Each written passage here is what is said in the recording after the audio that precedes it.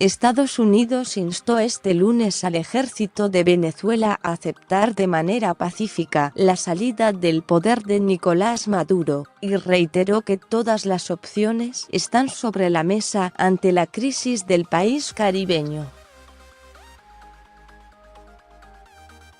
Pedimos al ejército venezolano y a las fuerzas de seguridad que acepten la transición pacífica, democrática y constitucional del poder, manifestó John Bolton, consejero de Seguridad Nacional, en rueda de prensa desde la Casa Blanca.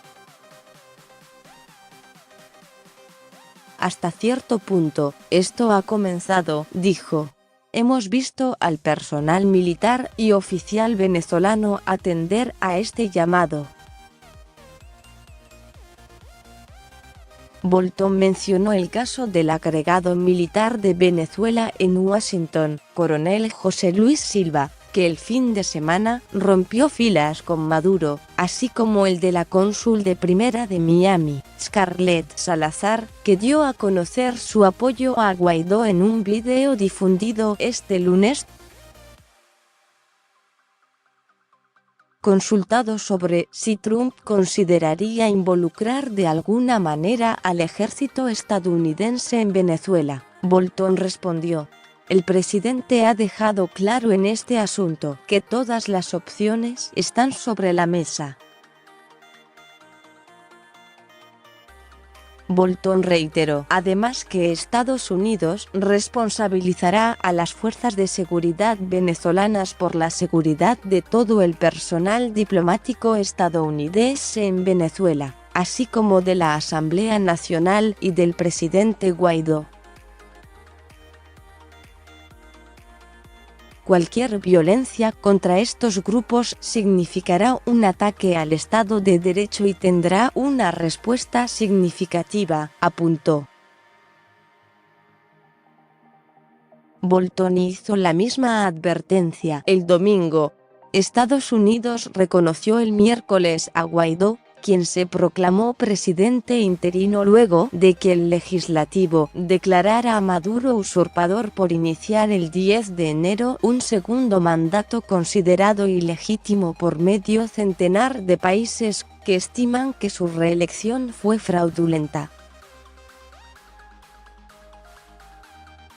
Apenas Washington reconoció a Guaidó, Maduro rompió relaciones diplomáticas con Estados Unidos y dio 72 horas a los diplomáticos estadounidenses para salir del país.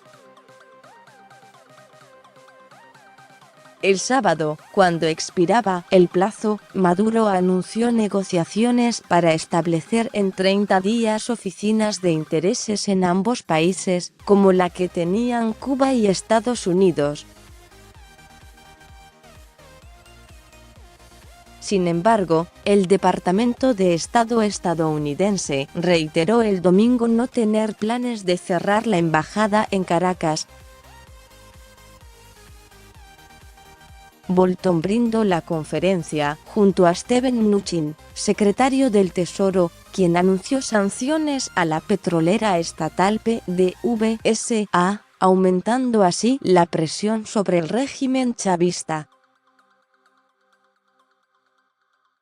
Con información de AFP más sobre este tema, Estados Unidos anunció el bloqueo de $7.000 millones en activos de PDVSA. Guaidó anunció que comenzó la toma de control de las cuentas de Venezuela en el exterior. Represión en Venezuela. 35 asesinados en las protestas y 850 presos políticos en una semana. El Grupo de Lima se reunirá el 4 de febrero en Canadá para tratar la crisis en Venezuela. Cónsul en Miami reconoció a Juan Guaidó como presidente y exhortó al cuerpo diplomático a tomar la misma decisión.